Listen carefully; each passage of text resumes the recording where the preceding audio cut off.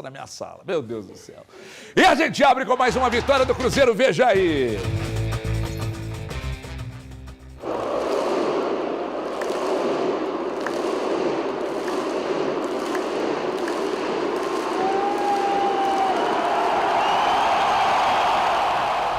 Cruzeiro e torcida. Uma união que neste primeiro turno foi imbatível. A Raposa até encontrou dificuldades para furar a defesa do Juventude no primeiro tempo. Tentou de fora, pelo alto, mas não era o suficiente. Até que já no finalzinho, a genialidade de Matheus Pereira apareceu para colocar a bola milimetricamente na cabeça de Kaique. Mão na bola, dentro da área, pênalti para o Cruzeiro. William, frio, abriu o placar para a explosão dos mais de 46 mil cruzeirenses no Gigante da Pamplona.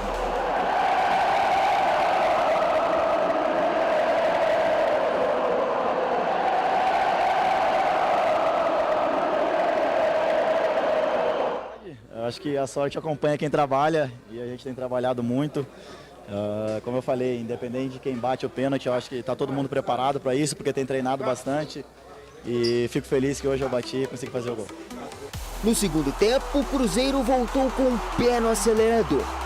Caio Jorge parou no goleiro Gabriel Vasconcelos. E Matheus Pereira quase fez essa obra de arte.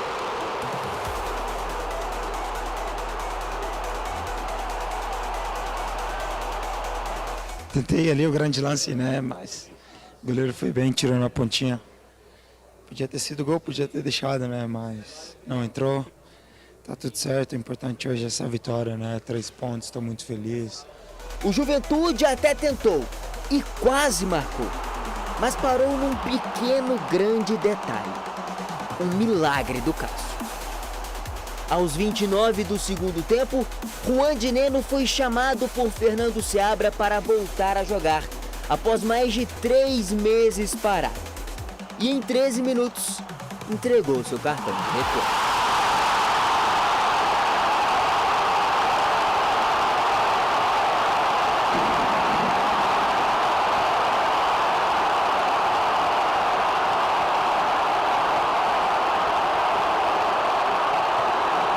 La equipe sintió a mi gol como un gol del grupo, por eso tanta conmemoración, todos juntos, porque eu acho que é isso, o grupo está junto e a fortaleza do grupo é estar junto. Antes do fim da partida, ainda deu tempo do clima esquentar. Matheus Pereira pediu para os jogadores do banco do Juventude calarem a boca. Eles, claro, não gostaram e a confusão se estendeu para a saída de campo.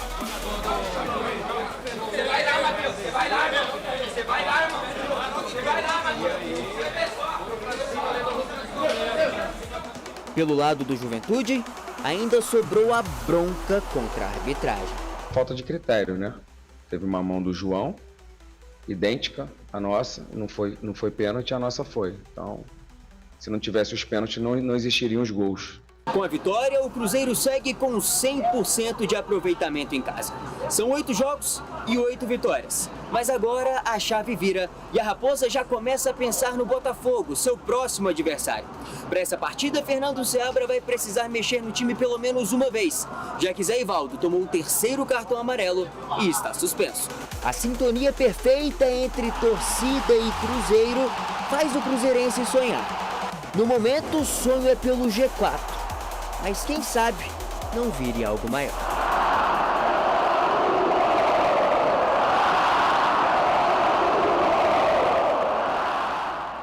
Maluco, ô Eltinho, você que brigou com o Elton ontem aí no Mineirão, as câmeras flagraram, tá? Você vai ter que responder na justiça. Você que fez mal a esse homem aí, mostra aí, eu tiro os óculos aí.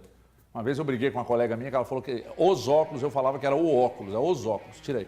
Mostra de perto lá de cima, dá pra dar um zoom ou não? Olha o olho desse homem. Aí o Elton vai explicar agora por quê. E você que agrediu o Elton ontem, as câmeras pegaram, você vai ter que responder na justiça. Pronto. Qual foi o motivo? Posso explicar? Pode. Falar mal do Seabra, pô, perto de mim, aí não dá, né? É agressão, irmão. Aí não dá. É agressão. Gente, é brincadeira, tá? Isso aqui é um tratamento que eu tô fazendo. Não teve briga ontem, não. Não É o teve nenhuma tratamento briga. à base da porrada. Mas, que aí, cadê? Onde que tá a fila da turma pra falar do Seabra agora? Cadê a fila? Deve ter uma fila enorme aí da Raja até no Mineirão, né? Porque o que tem... Eu quero até voltar no início do processo. Quando começou o processo de mudança, de formatação do novo elenco do Cruzeiro, o que surgiu, né? Tem até que explicar. Na danada das redes sociais era de gente assim, será que o Seabra vai ser capaz de pegar e cuidar desse elenco que está sendo formado pelo Cruzeiro? E está sendo muito capaz, extremamente capaz, sabendo utilizar na hora certa cada um dos nomes que o Cruzeiro colocou e sem mudar a forma do Cruzeiro jogar. O que é melhor ainda, muito melhor, é de ver que à medida que ele vai colocando as peças, você vai vendo a evolução do sistema, da qualidade do jogo e sem mudar muita coisa no que já era da equipe. Então, ou seja, os atletas estão sendo colocados na medida do que ele pensa e do que ele entende para que o Cruzeiro pede e está conseguindo tudo isso que está conseguindo. Gente, o Cruzeiro tem 8 jogos e 8 vitórias dentro do Mineirão. Isso é muito positivo. Eu fiz um levantamento, até estava conversando com o Gui antes do jogo. Eu arrisco hoje a dizer, ao fim do primeiro turno do campeonato, e o Cruzeiro ainda precisa completar um jogo, que ele não fez o jogo contra o Internacional, é um jogo que o Cruzeiro também é mandante. Ele ainda tem que fazer esse jogo à sua frente. O Cruzeiro já é o melhor mandante do primeiro turno. 8 jogos, 8 vitórias. Ok? Ok.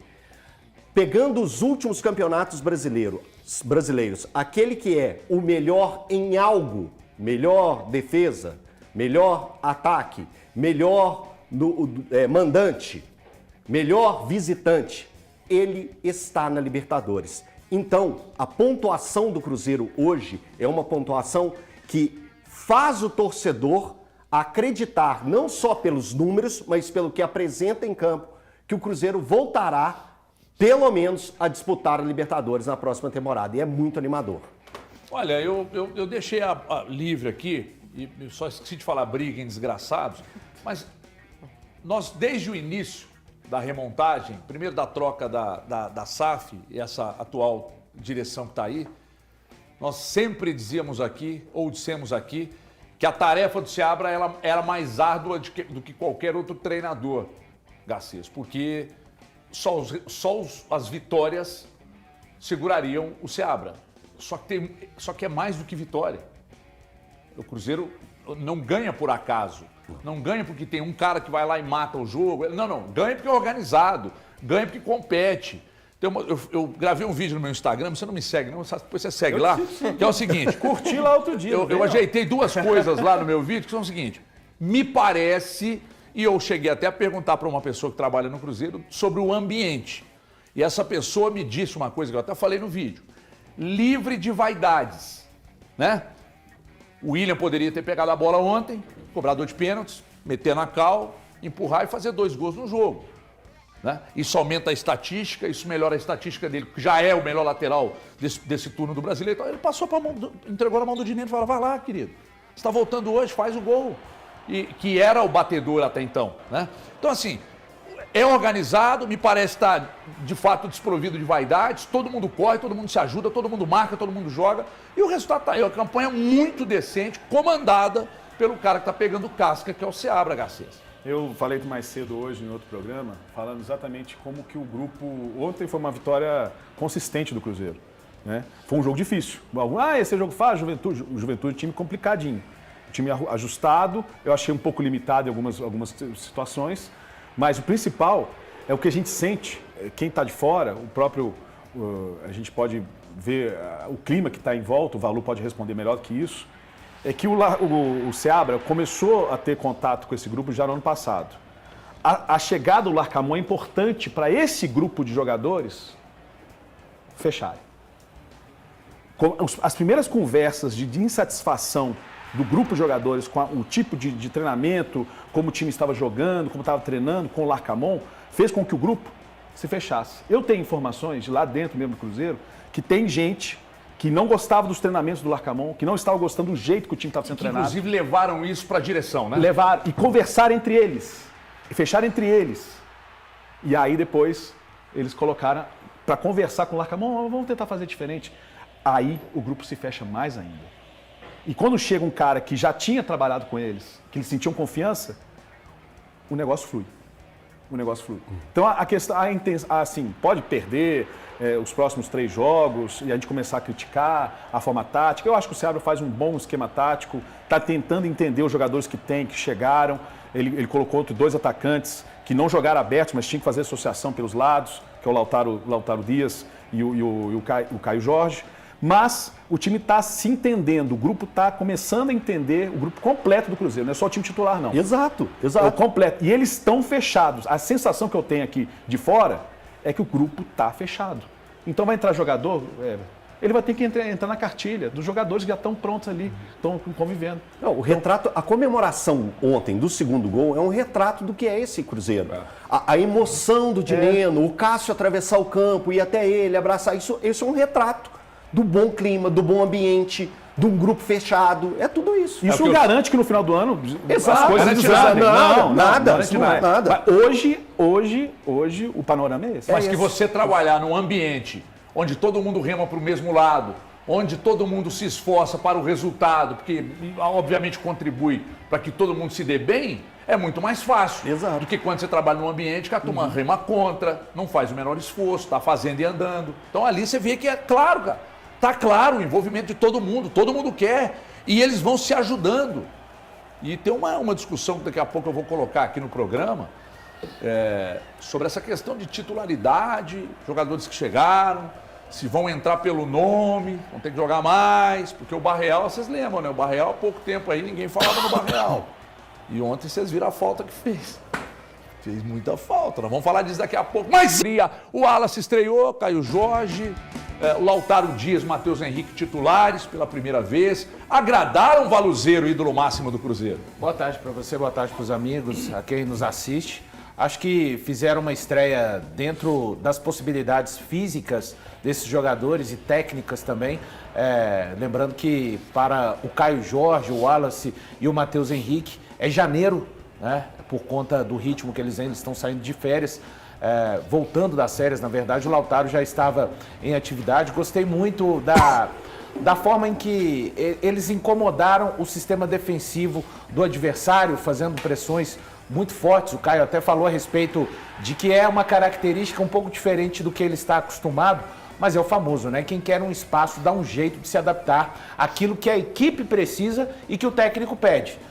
Depois, em um outro momento, se puder jogar mais dentro da sua característica, mas eu entendo que vem no terceiro lugar. Primeiro a equipe, depois as necessidades do técnico e depois sim a sua particularidade. E quem se adaptar melhor a isso vai conseguir ser mais bem visto pelo Fernando Seabra. O Caio Jorge, inclusive, destacar. Apesar do Cássio ter feito uma grande defesa ontem numa cabeçada no Mandaca, o Caio Jorge conseguiu ajudar o Cruzeiro em muitas bolas defensivas do adversário. É uma situação que esse Cruzeiro ainda precisa melhorar nesse sentido, mas parece que com o Caio Jorge e o Dineno ficando à disposição, deve melhorar. O Wallace entrou ali mais no final da partida, poucos minutos, mas também para ir ganhando esses minutos. O Seabra chamou a atenção, inclusive, na sua entrevista coletiva, de que esses atletas, você não pode colocá-los diante de um Juventude, onde os jogadores têm mais de 30 jogos na temporada e alguns vão fazer a estreia, outros estão saindo pela primeira vez como titulares, casos do Caio Jorge, do Lautaro e do próprio Matheus Henrique, mas que naturalmente esses jogadores vão chegar em um estágio, ninguém discute aqui tecnicamente o que eles podem oferecer. Aliás, o Matheus Henrique me surpreendeu positivamente ter conseguido terminar a partida durante os 90 minutos e ele falou na zona mista, inclusive com o Samuel Venâncio, que ali por volta dos 25 minutos ele já estava cansado, mas é aquela coisa, né, do jogador rodado, experiente. Ele se portou de uma maneira que, se ele não conta isso na zona mista, eu não falaria que o Matheus Henrique terminou o jogo exausto, mas é exatamente por toda essa experiência. Acho que, falando um pouco da partida, um Cruzeiro que aos 50 minutos do segundo tempo, estava pressionando o Juventude no seu próprio campo. Isso tem o trabalho do Seabra, isso tem o entendimento dos jogadores, todos estão comprando a ideia e é muito bom ver o horizonte que se apresenta para o Cruzeiro, no sentido de que terminou o primeiro turno incompleto, com 18 jogos, com 10 vitórias, numa perspectiva de campeonato de um time que realmente se coloca em definitivo, que vai brigar sim até o final do campeonato pelo G6 nessa competição. A gente já viu mudanças drásticas de turno para retorno, Gui, mas você esteve lá ontem, quando você está no estádio tudo é mais fácil, sua visão, né, a sensibilidade do repórter e tal é muito maior. Não me parece, porque o Cruzeiro na reta final do turno ele recebe reforços importantes, ou seja, além de receber reforços importantes, ele tem de volta os jogadores que estavam no DM, ou seja, tudo indica para que o retorno, que é sempre mais difícil do que o turno, mostre um Cruzeiro de fato brigando no G6, né, Gui? Boa tarde. Boa tarde, HG. Boa tarde aos colegas aqui. Boa tarde também ao telespectador. Pois é, eu não consigo ver hoje, HG, um Cruzeiro que vai realmente derrapar. A tendência, sim, é que o Cruzeiro não mantenha 100% de aproveitamento em casa. Acho quase impossível um time terminar o Campeonato Brasileiro sem perder ou empatar nenhuma partida jogando em seus mandos. Agora, vamos lembrar que essa campanha do Cruzeiro não foi com os reforços. Os reforços chegaram tem 3 jogos. A campanha do Cruzeiro foi do time que está aqui desde o início do ano. E aí, quando você reforça um time que já vem bem, a tendência é que só melhore. Claro, pode acontecer diferente. Pode ser que não dê certo, pode ser que alguns jogadores não encaixem, pode ser que tenham lesões nesse meio de caminho, pode ser que o Cruzeiro tenha uma queda de rendimento. Enfim, futebol brasileiro é incerto, futebol em si é incerto. Muita coisa pode acontecer. Mas hoje, o que a gente tem de impressão é que o Cruzeiro ele vai seguir pelo menos na mesma toada. O Elton falou no seu comentário inicial que sempre quem é melhor em alguma coisa acaba brigando, pelo menos, por vaga na Libertadores. Melhor mandante, visitante e tal. O Cruzeiro hoje é o melhor mandante do Campeonato Brasileiro. E a tendência, pelo menos para o segundo turno, é que isso se mantenha numericamente falando. O Cruzeiro ele pode ter virtualmente aí até 35 pontos nesse primeiro turno. Tem 32, tem ainda uma partida contra o Internacional que foi adiada, ainda não tem data para acontecer. Mas vamos supor que o Cruzeiro tenha aí 32 pontos, que perca essa partida para o Internacional.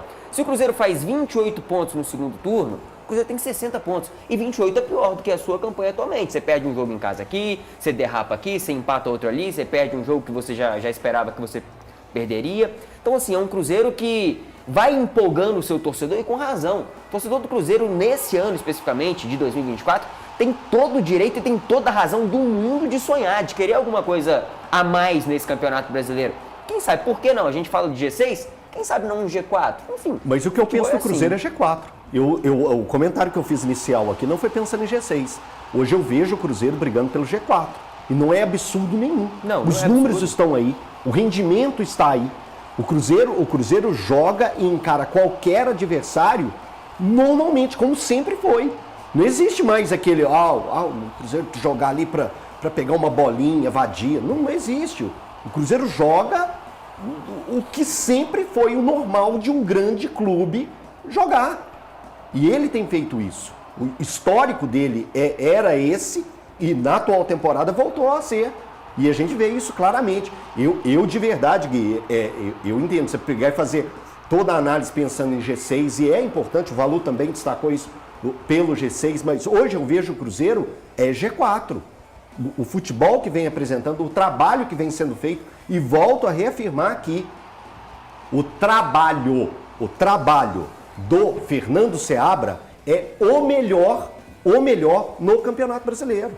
Eu não tenho medo nenhum de falar isso. Eu acho que a forma que o campeonato tem se apresentado, e vai ser realmente muito cruel para os times que querem alcançar esse objetivo, se você se mantiver na briga pelo G6, automaticamente você não vai estar distante do G4. Exato. Me parece que o hiato ali vai ser muito pequeno do G6 para o G4, mas é importante. E aí o torcedor tem todo o direito de sonhar com aquilo que ele quiser, não vai ser eu que vou falar para o torcedor do Cruzeiro, depois de todos esses anos, não ficar feliz, não ficar com esperanças de uma campanha melhor, e não somente esperanças infundadas, esperanças resultantes daquilo que se vê do trabalho em campo, da qualidade das peças. Uma zona mista do Cruzeiro hoje Para o cruzeirense, ele sabe o que significa, o que eu vou dizer isso aqui. Mas o cruzeirense vê depois de uma vitória imponente como aquela. Aí ele vê na zona mista, jogadores passando. Matheus Pereira, Matheus Henrique, Wallace, William, Cássio, João Marcelo, o Kaique, enfim, todos os atletas. William, William, Kaique. Sim, todos esses jogadores passando por ali e jogadores que estão jogando muito bem. Então, eu acho, a minha perspectiva é de luta pelo G6. Se conseguir ali alcançar o G4, porque ou o terceiro colocado, enfim, e se o Cruzeiro, em algum momento, eu achar que olha, o Cruzeiro entrou na disputa, eu não vou me furtar de falar isso, mas eu acho que o campeonato ainda que se apresenta para o Cruzeiro é esse de G6. Ele conseguiu chegar à quinta colocação. Só fazer um último destaque. Que jornada do Juan de Neno. Que jornada incrível do Juan de Neno. Jogador que foi operado dia 29 de maio. Perspectiva de recuperação para o final de agosto. Consegue retornar 30 dias antes do previsto. E ontem faz aquele gol. E ele vai abraçar os médicos do Cruzeiro. Então o Cruzeiro hoje voltou a ser uma instituição organizada e respeitada, onde todos os setores funcionam. Desde o campo até as áreas de saúde, até as áreas onde tem funcionários no dia a dia que recebem os seus salários, né? Coisa que é básica, coisa que é natural para qualquer instituição que funciona bem, e isso tudo acaba refletindo dentro de campo, né? As vitórias não acabam vindo por acaso. Eu vou fazer uma pergunta agora, vocês respondem daqui a pouco, viu, Garcês? Vou começar com você. Vale para os 4. Vocês estão convictos de que o Caio Jorge será titular e que o Wallace indiscutivelmente será titular? Eu estou perguntando se vocês estão convictos. Não vai começar a fazer contorcionismo, não. É sim ou não e por quê? Porque eu perguntei aqui, daqui a pouco eu vou dar sequência, mas rapidamente aqui, começa com você, Garcia. Você está convicto de que Caio Jorge, o Wallace e até o Marlon, todos serão titulares absolutos? Não tenho essa convicção.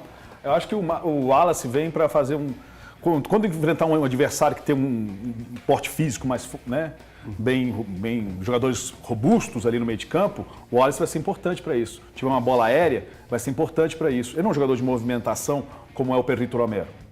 E tá jogando, hein? E tá jogando bem. Porque ele movimenta mais que o Wallace. O Caio Jorge, eu gostei da movimentação do Caio Jorge ontem. Algumas pessoas criticaram ele, mas eu gostei da movimentação. Se esforçou, como o próprio Valu lembrou aqui, fechou a marcação aqui do lado direito. Eu acho um jogador interessante, mas ainda não vejo como titular. O Wallace também não. E o Marlon, eu acho que vai ter que correr muito para recuperar, né? O que o Kaique está jogando. Que esse moleque está jogando, né? É muita bola. Tem uma coisa que me parece... Ele abusa, ele vai para cima. Tem uma coisa que me parece que há por parte do Seabra. Ele respeita a hierarquia. Né? Só que tem um detalhe. E respeita o campo também. No jogo antes, não sei que jogo foi, que eu disse, até eu falei aqui no programa, inclusive, que os melhores dele precisavam jogar. Não põe no banco e espera acontecer o pior, não. Põe pra jogar, e se o cara sentir com quanto que o Matheus Henrique falou que sentiu com quantos minutos, Valor? 25. 25. Com 25 do segundo tempo ele já cansou. Mas então, eu lembro qual jogo que foi esse. Jogado uns minutos. Sim. É melhor que você saque do que você deixar no banco, toma um gol do adversário, corre lá pra resolver e tal. Então, e aí ele me parece que ele respeita a hierarquia, mas ele tá entendendo que os melhores precisam jogar. Mas o Romero, por exemplo, não tá com queda. Como é que você saca o Romero do time? Hoje, repito, pelo estágio físico até do Wallace, para mim não há uma disputa pela posição. Porque não é justo nem com o Wallace a gente falar Exatamente. isso. O Wallace ele não tem condições. Porque você pode prejudicar o Wallace. Porque a gente sabe o potencial que ele tem, o combo que ele veio, a gente sabe. A gente conhece o Wallace, não é de agora, é de tempos. Então a gente sabe qual é a capacidade dele. Aí ele chega pra gente com todo esse combo. E fisicamente ele não está pronto para entregar esse combo. Sim. E aí, quem está sendo prejudicado? O Cruzeiro e o Wallace. Agora, aí você pega, desculpa, Valor. Não, fica à vontade. Aí você pega o Romero, tudo que ele está jogando. Gente, ontem, a capacidade dele de recuperação é de prestar atenção, de você pegar e focar assim, ó, deixa eu só acompanhar o Romero. você fica encantado Só com o que não ele é só capaz de isso, a fazer. construção, esse Também, Romero que voltou é muito melhor do que o Romero que A saiu. recuperação, saiu mas, destruído. mas a recuperação de bola, que é um Sim, ponto, e é sem falta. Isso. Eu não tô falando que ele tá sendo carniceiro e dando lenhada, não. Ele tá recuperando a bola e fazendo o Cruzeiro jogar. O Lucas Silva jogou mais bola ontem. Jogou? Exato. Jogou. Então tudo isso entra nesse A combo. importância da sombra. Isso. A importância da Passando pro sombra. ataque, eu digo mais. Hoje, o Cruzeiro não tem um ataque titular.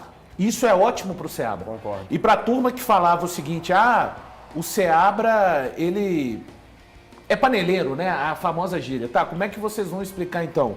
O Marlon, um dos líderes desse elenco, hoje é banco. E ele simplesmente tirou o ataque que foi titular nos últimos jogos. E sem a desculpa de que o Verón tá machucado, porque se o Verón tivesse condições, informação, ele teria feito o mesmo ataque que ele fez ontem. Então ele também, ouvindo o campo nesse sentido, acho que vai ser uma das disputas mais intensas. As disputas mais intensas serão ataque e meio campo. Hoje o Cruzeiro, para mim, não tem um titular no ataque. E aí é ótimo para todo mundo. Você vê, o Dineno ficou desde abril sem jogar. Volta ontem, participa, porque o pênalti é um lance de pênalti, mas criado por ele, né? Então, realmente, estão em abertas essas disputas pelo Cruzeiro e acho que o Seabra é quem ganha com isso. Na coletiva ele explicou, quando ele foi falar inclusive do Dineno, naquela sequência ali, ele explicou, né, Gui, sobre essa questão dele... Ser um jogador aplicado. Do Dineno ser um jogador aplicado, da importância da volta dele. Daqui a pouco o Rafa Silva é mais um que chega e vai ser muito importante com um time ajustado, com a força que tem, quanto é competitivo pode se ajeitar, mas também dele mudar o time de jogo para jogo. Sim. E de hoje ele ter condição de fazer isso, porque o elenco é muito robusto, cara. Sim. Ele quer colocar um ataque mais rápido, ele quer colocar um atacante de referência, ele tem. O meio-campo dele, ele tem um banco muito reforçado, o meio-campo titular dele é muito bom. As laterais dele, com exceção da direita, né? Mas os 3 laterais que ele tem, o William, que tá voando, com o Marlon e o Kaique do lado esquerdo, a defesa consistente, a beça. Olha o quanto o Zé Ivaldo cresceu, cara. Olha o quanto o Zé Ivaldo evoluiu. E o João Marcelo é sacanagem o que tá jogando. Pois é, uma coisa que me chamou muita atenção ontem na coletiva do Seabra foi ele dizer que, mesmo com o Dineno fora, ele ainda pedia para ver os vídeos de estudo dos jogadores ele se preparava adversários, como se tivesse... mesmo se ele não fosse jogar. Isso é absurdo, isso para mim mostra o quanto o jogador está comprometido. E eu concordo em gênero, número e grau com o que o Valu falou. O Cruzeiro hoje ele não tem um ataque titular e isso para o Cruzeiro é maravilhoso. Ontem, até os 35 minutos do primeiro tempo, eu comentei com um amigo que estava do meu lado, o Mike, o Mike Costa, que Neres, aquele jogo de Vulgo ontem... Neres. Vulgo Neres. Ele pode ser o Neres, o CJ, enfim, parecido com todo mundo, Mike. Mas aquele jogo de ontem que o Cruzeiro explorava muito o jogo aéreo, era um jogo perfeito pro Dineno. Porque ele tem mais força física e é melhor do que o Caio Jorge no jogo aéreo. Agora, no jogo em que o Cruzeiro vai precisar se defender um pouco mais, sair no contra-ataque, velocidade, Caio Jorge. O Cruzeiro hoje ele não tem um ataque titular, isso porque os jogadores de ataque do Cruzeiro têm qualidades, características completamente diferentes. Se você quer ter mais mobilidade, Caio Jorge, Rafa Silva, centroavante, Dineno. Se você quer ter um homem de referência, o Dineno. Tem opções pelas laterais, Arthur Gomes, o Lautaro, o Verón, enfim. Hoje o Seabra ele tem um leque de opções nesse setor ofensivo que muitos times do Campeonato Brasileiro hoje não têm. Então é um ataque que muita gente gostaria de ter. Agora, em relação ao meio-campo, hoje eu não vejo disputa entre o Romero e o Wallace, porque o Wallace ele ainda não tem condições físicas de ser titular. Mas daqui a 2, 3 jogos, aí a gente vai ter realmente essa disputa. E aí o campo vai ter que prevalecer. Não sou eu que vou chegar aqui e falar, não, vai ser titular tal pessoa. Não sei, vai que um dos dois machuca. Paciência, vou até na madeira aqui. Mas enfim, o campo vai ter que responder. E o lado bom é que o Seabra tem mostrado que o campo fala e ele escuta. Isso pro torcedor é maravilhoso. Os zagueiros e volantes, o rodízio é muito grande. Muito. Né? Você tem jogadores que tomam muitos cartões e sempre estão fora. Pois é. Então você tem... o rodízio é muito pesado. Então todo mundo vai jogar. Sim. Todo mundo vai jogar. E isso para o Seabra é melhor, né, Seabra? Que você já conseguia fazer um bom trabalho sem ter o elenco que você tem. Imagina agora com o elenco que tem. Deixa eu falar